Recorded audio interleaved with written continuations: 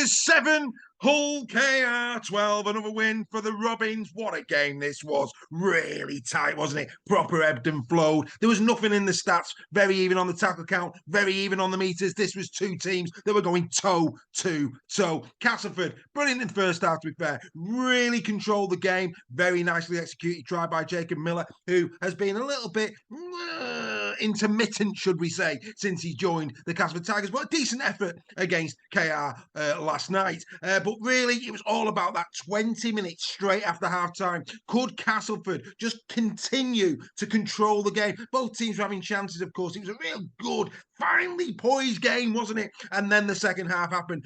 And it was unbelievable.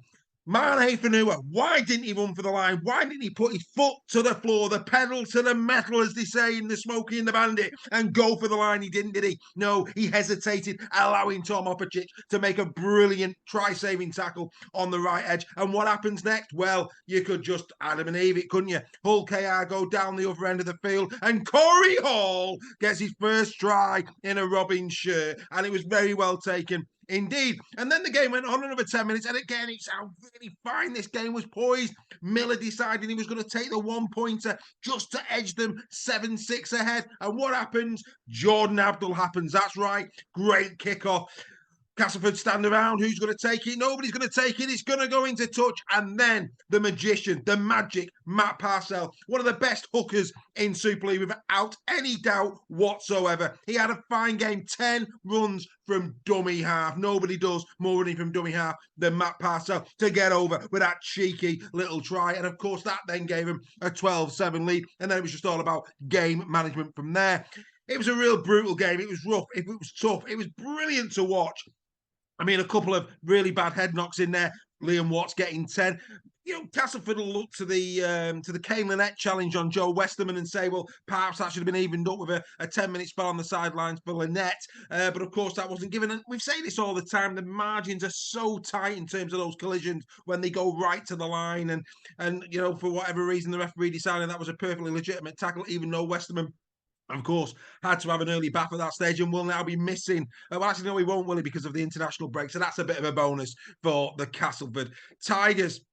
Andy Last's first game as a confirmed head coach, and he'll be quite pleased, I think. It was a really decent effort against a team that, let's be fair, has been in fine form. I'm really enjoying watching Hull KR this year, and I know those Robins fans out there, you're enjoying it too. They have been in some sumptuous form, haven't they? Really good indeed. You know, Lewis again in this game getting his try assist for the Corey Hall try in this one. But really, like I say, Lewis, Abdul, they have the moments, but Parcell showed his class in this game, and the Robins, they never looked back. Superb, well done to the Robins, and of course, they are absolutely cemented in the playoff places. Nobody expects the Robins now surely to falter as long as they can keep that spine in tip-top condition. Next up for them, he's going to be the Huddersfield Giants, then they're going to the Warrington Wolves away, then it's the Wigan Warriors at home, then Salford at Magic Weekend, and then Catalan Dragons away. This is a big period now coming up for Hull KR. Can they get through it? Where will they be at the end of those 5 games? We will have